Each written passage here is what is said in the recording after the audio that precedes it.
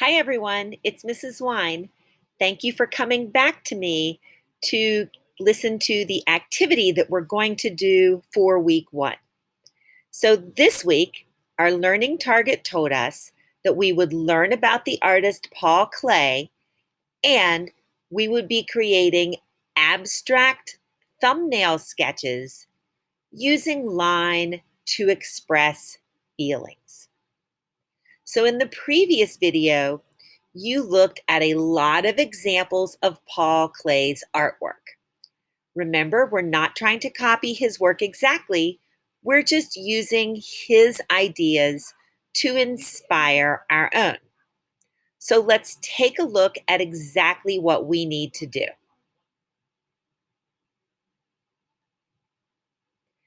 This week, the supplies you need are simply white paper and a pencil.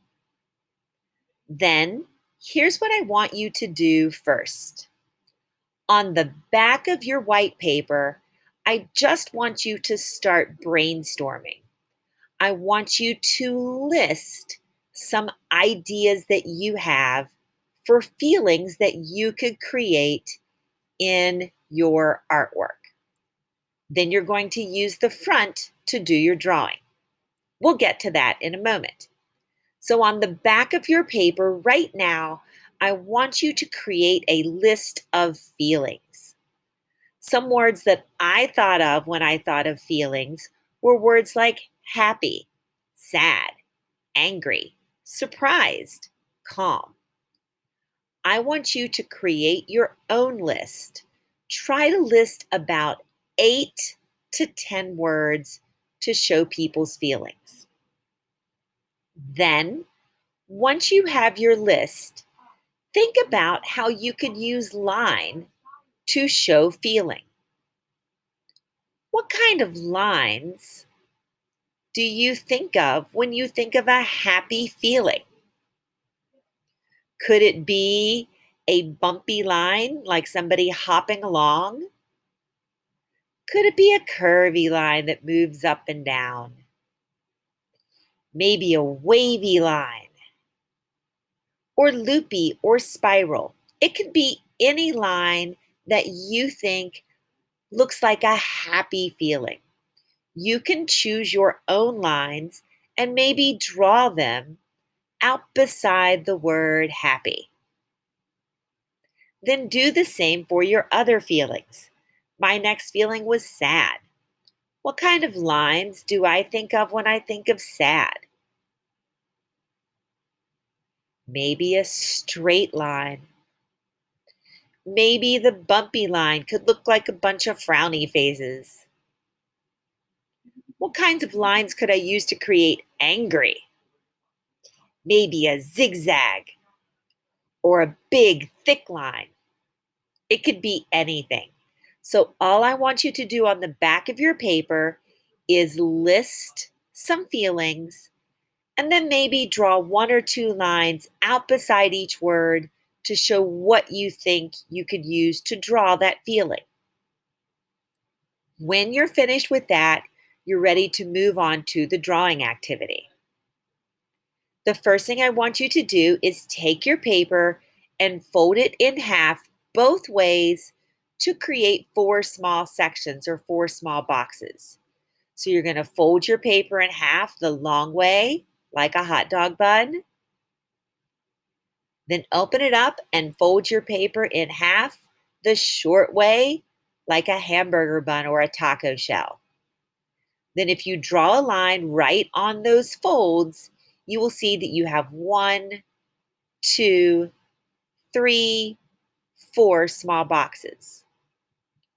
You will create a thumbnail sketch in each box on your paper. A thumbnail is a small sketch where an artist tries out their ideas. Then, the next thing I want you to do is take the feeling list that you had and go back and write one feeling at the top of each box. So out of your list of 8 to 10, you're going to pick 4 to draw today. I chose happy, excited, sad, and grouchy for this set of thumbnails. Then I want you to look at that list and use the 1 or 2 lines that you selected to show that mood. You're going to use a pencil to draw those lines at least 4 times, and probably no more than 8, or you'll just end up with too many lines and it will look messy. You want to keep repeating the same 1 to 2 lines. Work to fill and balance the box, and think about how you could connect and arrange lines in an interesting way. Then you're just going to repeat that for all of the boxes. So if you look a little more closely at my example, you can see that for this box, for this thumbnail, for the feeling of happy, I chose a curvy line and I chose a line made up of spirals. And then I just kept repeating those spirals and those curves until I thought that I had mostly filled the box and I connected those lines to make an interesting design.